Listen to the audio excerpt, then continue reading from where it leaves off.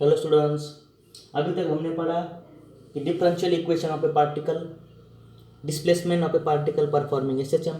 Differential equation कैसे निकाला था रिवाइज करेंगे फास्ट में। F is equal to minus के X, Newton second law, F is equal to M A, left hand sides equal है तो यहाँ पे लिखा M A is equal to minus के एक्स। तो एक्सेलरेशन को कैसे लिखते हैं, D we by D T, मगर वी को कैसे लिखते हैं, d by D t of d x by D t. तो इसको कैसे लिखेंगे, d two x by D t square. तो यहाँ पे वैल्यू पुट की तो ये क्या आएगा, m d two x by D t square is equal to minus के एक्स। ये माइनस के एक्स इधर ले आए लेफ्ट साइड में तो ये plus k x is equal to zero, खत्म। ये डिफरेंशियल इक्वेशन है। उसके बाद हमने पढ़ा displacement of a particle performing SHM. तो डिस्प्लेसमेंट का इक्वेशन क्या आया था भाई, y is equals to a sine omega T plus alpha. तो ये जो y है ध्यान में रखिएगा, y क्या होता है, डिस्प्लेसमेंट। y क्या है भाई, डिस्प्लेसमेंट। ये जो मैंने लिया था a, ये यहाँ पे ध्यान से रखिएगा, ये जो मैंने लिया था ये था अपना रेडियस। क्या ये रेडियस नहीं है क्या, ये वाला ओ ए, ये जो डिस्टेंस रेडियस नहीं है क्या, ये पॉइंट जो होता है वो तो मीन पोजीशन हो था हमारा। तो मीन पोजीशन से ये पॉइंट तक ही पार्टिकल जाता है, तो ये मैक्सिमम डिस्प्लेसमेंट हो गई पार्टिकल की। तो मैक्सिमम डिस्प्लेसमेंट को हम क्या नाम देते थे, याद है क्या, मैक्सिमम डिस्प्लेसमेंट को हम नाम देते थे एम्पलीट्यूड। तो रेडियस का मतलब ही यहाँ पे क्या होने वाला है, एम्पलीट्यूड। तो ए stands for what, A stands for amplitude. ध्यान में रखिएगा, कुछ भूलो मत, एम्पलीट्यूड तो कांस्टेंट होता है। ओके, ये आ गई displacement, y is equal to a sine omega T plus alpha. तो मेरे को सिर्फ अभी दो चीज़ें निकालनी है, velocity of a particle performing, velocity of a particle performing SHM. बहुत ही आसान है, सिर्फ डिफिनेशन निकालनी है, कुछ ज़्यादा नहीं लूँगा। Velocity of a particle performing SHM MCQ के लिए ये बहुत ज़्यादा इंपॉर्टेंट है। वेलोसिटी कैसे निकलते हैं पहले तो आप ध्यान में लाइए, velocity v is equal to कैसे निकलते थे, D X by D T. सिर्फ डिस्प्लेसमेंट का डेरिवेटिव ले लो with respect to time. X कौन है भाई, डिस्प्लेसमेंट, एक्स कौन है, डिस्प्लेसमेंट। ओके, तो वेलोसिटी निकालने की है पार्टिकल की, मगर पार्टिकल क्या परफॉर्म कर रहा है, SHM.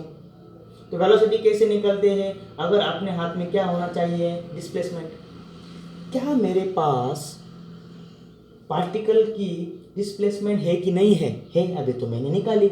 Displacement of a particle performing SHM, y is equal to क्या आती है भाई, y इज इक्वल टू क्या है, तो हमारे पास है A sine omega T plus alpha. क्या मैं इससे वेलोसिटी निकाल सकता हूँ कि नहीं निकाल सकता हूँ, निकाल सकता हूँ। कैसे, therefore velocity v is equals to कैसे लिखेंगे, d y by D T. सिर्फ x की जगह पे नाम क्या आया है, y, कुछ बदला नहीं है, सिर्फ x की जगह पे क्या लिखेंगे, y, d y by D t. y की वैल्यू आपके पास है d by D t of a sine omega T plus alpha. तो मैं अभी ज़्यादा डिटेल में न जाते हुए, क्योंकि आपने डेरिवेटिव मैथमेटिक्स में अच्छे से पढ़ा है, तो इसलिए मैं सिर्फ स्टेप डायरेक्ट लिखूँगा। यहाँ पे velocity v is equals to a constant है, तो कांस्टेंट है तो बाहर आएगा, डी बाई डी टी लिखता हूँ मैं, स्टेप चलो जान दो, d by D t sine omega T plus alpha that is equals to a. Sine का डेरिवेटिव आपको मालूम है क्या होता है, cos omega T plus alpha. क्या ये सही है, इतना ही नहीं, ये cos omega T plus alpha तो आया, ओमेगा टी प्लस अल्फा का भी डेरिवेटिव निकालना पड़ेगा, तो वो क्या आएगा, ओमेगा।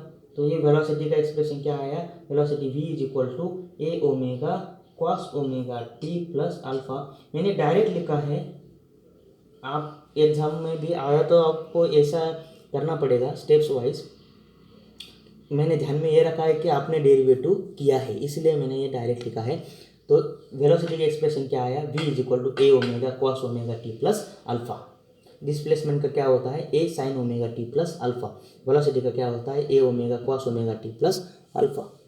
कुछ हार्ड नहीं है, अगर किसी बच्चे को अगर डेरिवेटिव नहीं आ रहा है तो वो मैसेज करके व्हाट्सएप पे वो बोल सकता है कि ये स्टेप कैसे आई। ठीक है, तो लास्ट एक एक्सप्रेशन करेंगे और चैप्टर खत्म। तो लास्ट एक्सप्रेशन है acceleration of a particle performing SHM, acceleration of a particle performing SHM. तो एक्सेलरेशन कैसे निकालते हैं? एक्सेलरेशन की डिफिनेशन आपको मालूम है, d we by D t, rate of change of velocity with respect to time. अगर आपके पास वेलोसिटी है तो उसका डेरिवेटिव निकाल लो, और तो तुम्हारे पास वेलोसिटी है, velocity of a particle performing SHM क्या है वो, ए ओमेगा जो अभी निकाली थी, A omega cos omega T plus alpha. सिर्फ वीडियो मत देखो, आप पेपर लेके बैठो, मेरे साथ स्टेप्स प्रैक्टिस कीजिए। A omega cos omega T plus alpha, therefore acceleration is equals to D V by D T, D by D T. V का वैल्यू क्या है, तो वी का वैल्यू पुट कीजिएगा, A omega cos omega T plus alpha. A omega तो constant है, वो लिखा बाहर। कॉस का डेरिवेटिव क्या आता है आपको मालूम है, minus sign omega T plus alpha. Okay, क्या है कॉस का डेरिवेटिव? क्या यहीं पे रुकेंगे? नहीं, आपकी प्रैक्टिस अच्छी है डेरिवेटिव की, तो ओमेगा टी प्लस अल्फा का भी डेरिवेटिव निकालेंगे। तो ओमेगा टी प्लस अल्फा का डेरिवेटिव क्या आएगा, फिर से ओमेगा, तो ये ओमेगा क्या आएगा, ओमेगा स्क्वायर ए, और ये माइनस साइन आगे लिया, minus A omega square sine omega T plus alpha. ये आ गया expression for acceleration. Okay, finish. तो ये था भाई acceleration of particle performing SHM. तो लास्ट सिर्फ 2 डिफिनेशन लेंगे और मामला खत्म कर देंगे। सपोज अपने पास एक पेंडुलम है भाई, ये पेंडुलम है, और मैंने इस पेंडुलम को लेफ्ट साइड में पुल किया और छोड़ दिया। रिलीज करने के बाद वो क्या परफॉर्म करेगा भाई, क्या ये ऑसिलेशन परफॉर्म करेगा कि नहीं करेगा? ये ऐसे ऑसिलेशंस परफॉर्म कर रहा है। क्या मैं इस पे फोर्स लगा रहा हूँ अभी? नहीं, मैंने क्या किया था, सिर्फ इसको लेफ्ट साइड में पुल किया और छोड़ दिया। छोड़ने के बाद वो अपने आप ही ऑसिलेशंस परफॉर्म कर रहा है खुद से। मैंने उस पर एक्सटर्नल फोर्स में लगा नहीं रहा, वो खुद से अपने ऑसिलेशंस परफॉर्म कर रहा है। तो इसीलिए इस ऑसिलेशंस का नाम होता है फ्री ऑसिलेशन। इसको क्या बोलेंगे, फ्री ऑसिलेशंस। इसको क्या बोलेंगे, free oscillations. Free, without external force, without any external force. हम उस पर फोर्स नहीं लगा रहे हैं, हमने सिर्फ क्या किया, उसको पुल किया और छोड़ दिया, वो अपने आप झूल रहा है, तो उसको बोलते हैं फ्री ऑसिलेशंस। जैसे कि झूले पे कोई बैठा है, हम आपने उसको झूले को ऐसे पीछे खींचा और छोड़ दिया, छोड़ने के बाद झूला अपने आप झूलता है ऐसे। तो जब झूला अपने आप झूलता है तो उसको बोलेंगे फ्री ऑसिलेशंस। और फ्री ऑसिलेशन की जो फ्रीक्वेंसी होती है उसका नाम होता है नेचुरल फ्रीक्वेंसी। उसका नाम क्या होता है, नेचुरल फ्रीक्वेंसी। ओके, मगर जब मैंने क्या किया कि ये जो ऑसिलेशंस है, फ्री ऑसिलेशंस, मैंने क्या किया, सिर्फ उसको खींचा और छोड़ दिया, ये क्या करेगा, ऐसे ऐसे ऐसे ऐसे ऑसिलेशन करेगा। क्या ये महीनों तक, घंटों तक चला रहेगा? क्या नहीं, वो ऐसे कम होते होते होते होते होते होते होते होते रुक जाएगा। तो उसको बोलते हैं free oscillations without external force. Okay, मगर मेरे को एक काम करना है कि ये जो ऑसिलेशंस है मेरे को कभी भी वो रुकने नहीं चाहिए। ऐसी सिचुएशन लानी है कि वो ऑसिलेशन कंटिन्यूसली चालू रहे। जब फ्री ऑसिलेशंस हम देते हैं तो ऑसिलेशंस कम होते जाते हैं और वो उसका एम्पलीट्यूड कम होते होते होते होते वो रुक जाता है। अपने को क्या करना है कि ऑसिलेशंस कंटिन्यूसली लॉन्ग लास्टिंग बहुत देर तक चलने चाहिए, ऐसी सिचुएशन लानी है। तो हम क्या करेंगे, मैं सिर्फ ऐसे इसको लेफ्ट साइड में पुल किया और छोड़ दिया तो ये फ्री ऑसिलेशंस हो जाएंगे और ये कभी ना कभी तो रुकेंगे। हमने क्या किया, इसको उसको लेफ्ट साइड में खींचा और छोड़ दिया। जब भी यहाँ पे आता है तो हम उस पर फोर्स लगाएंगे। ये झूला है, सपोज मैंने इसको यहाँ से खींचा, ये गया राइट साइड में। जब वापस आया मैंने फिर से उसको फोर्स लगाया ऐसे, मैंने फिर से फोर्स लगाया ऐसे, मैंने फिर से फोर्स लगाया ऐसे। क्या उस पर एक्सटर्नल फोर्स है कि नहीं है? क्या ये ऑसिलेशंस कभी रुकेंगे? अभी तो नहीं रुकेंगे। क्यों? क्योंकि हम उसको कायम स्वरूप एक फोर्स लगा रहे हैं, उस पर कंटिन्यूसली एक फोर्स लगा रहे हैं। तो उसको बोलेंगे फोर्स्ड ऑसिलेशन। उसको क्या बोलेंगे भाई? Forced oscillation. क्यों फोर्स बोलेंगे? क्योंकि यहाँ पे एक एक्सटर्नल फोर्स काम कर रहा है, एक्सटर्नल पीरियोडिक फोर्स। कौन सा फोर्स? एक्सटर्नल पीरियोडिक फोर्स इस पे कंटिन्यूसली काम करता है, इसलिए उसको बोलेंगे फोर्स्ड ऑसिलेशन। इस पे एक्सटर्नल पीरियोडिक फोर्स काम नहीं करता है, इसलिए उसको बोलेंगे free oscillations on its own. तो फ्री ऑसिलेशंस क्या कहलाएगा? Definition: the oscillations without any external force are called as free oscillations. और फ्री ऑसिलेशंस की जो फ्रीक्वेंसी होती है उसको बोलेंगे नेचुरल फ्रीक्वेंसी। फोर्स ऑसिलेशन किसको बोलेंगे? The oscillations with any external periodic force. ध्यान में रखिएगा, external periodic force, external periodic force, with external periodic force. The oscillations with external periodic force are called as forced oscillation. उसको क्या बोलेंगे? Forced oscillation. Free oscillations: the oscillations without external periodic force, without force, with force, natural frequency. और इसकी जो frequency होती है यहाँ पे, फ्री फोर्स्ड ऑसिलेशंस की जो फ्रीक्वेंसी होती है ना, फोर्स्ड ऑसिलेशंस की, उसको बोला जाता है फोर्सिंग फ्रीक्वेंसी। उसको क्या नाम देंगे? Forcing frequency, forcing. और इसको क्या नाम देंगे? नेचुरल, खुद से।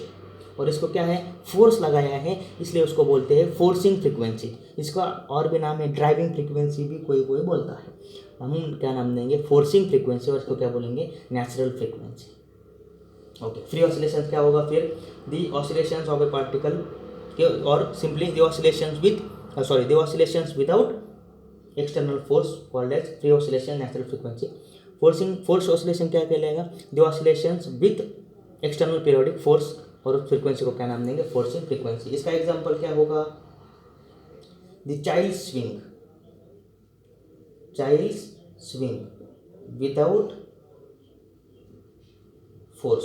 और ये क्या होगा? Child swing with force. बस खत्म हो गया। और भी सारे एग्जांपल है, मगर डिप्लोमा फर्स्ट ईयर के लिए मैं इतना ही लूँगा। ओके, तो एक चीज़ याद रखिएगा, फोर्स ऑसिलेशन, फ्री ऑसिलेशंस, ऐसे करके चैप्टर हमारा यहाँ पे ख़त्म हो गया है। तो एक डिफिनेशन और लेंगे, सिर्फ एक, उसका नाम है रेजोनेंस। एक बहुत ही इंपॉर्टेंट फिनोमेना है। ये है तभी तो हमारा टीवी है, मोबाइल है, रेडियो, सब इसकी वजह से ही चलते हैं। रेजोनेंस क्या बोलेंगे? रेजोनेंस। तो ये रेजोनेंस नाम का फिनोमेनॉन इफेक्ट कब आता है? When natural frequency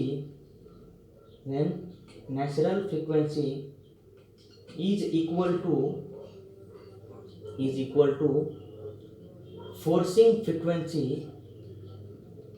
When natural frequency is equal to forcing frequency, then amplitude of oscillation becomes maximum.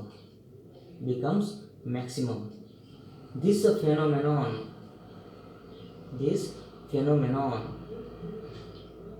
is called as resonance. इसको क्या बोलते हैं? रेजोनेंस। बहुत ही इंपॉर्टेंट फेनोमेनन है रेजोनेंस। तो एक रेजोनेंस आप भी बहुत बार देखा है। अगर छोटा बच्चा है, उसको झूले में डाला, तो हम क्या करते हैं? उसको झूले को सपोज ऐसे खींचा और छोड़ दिया, तो ये जो ऑसिलेशन हो गए उसमें तो एक्सटर्नल फोर्स नहीं है, इसको बोलेंगे फ्री ऑसिलेशंस। और फ्री ऑसिलेशन की फ्रीक्वेंसी क्या है? Natural frequency. मगर जब तक बच्चा सोता नहीं है, हम तक झूला झुलाते हैं, तो क्या करते हैं? हम कंटिन्यूसली उस पर ऐसे फोर्स लगाते हैं झूले पे कंटिन्यूसली। तो स्टार्टिंग में हमें ज़्यादा फोर्स लगाना पड़ता है, मगर थोड़ी देर के बाद हम जो फोर्स लगाते हैं उसका स्ट्रेंथ जो है, फोर्स का ताकत जो है, हम कम कर देते हैं। थोड़ा सा टिक भी किया तो भी वो झूला बहुत दूर तक जाता है, सिर्फ टिक किया तो भी झूला बहुत दूर तक जाता है। क्यों होता है? क्योंकि अभी एम्पलीट्यूड का ऑसिलेशंस का जो एम्पलीट्यूड है अभी मैक्सिमम बना हुआ है। तो ये एम्पलीट्यूड मैक्सिमम कब बनता है? जब हम उस पर फोर्स लगाते हैं। तो जब फोर्स वाले ऑसिलेशंस होते हैं, में जो फ्रीक्वेंसी होती है उसको क्या बोलते हैं, forcing frequency.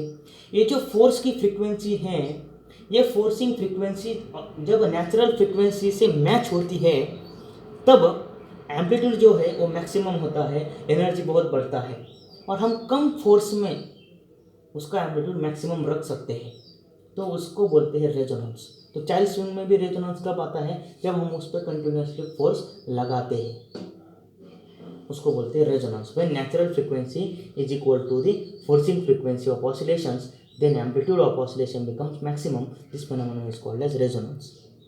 Okay, so the chapter has been finished. Okay, thank you.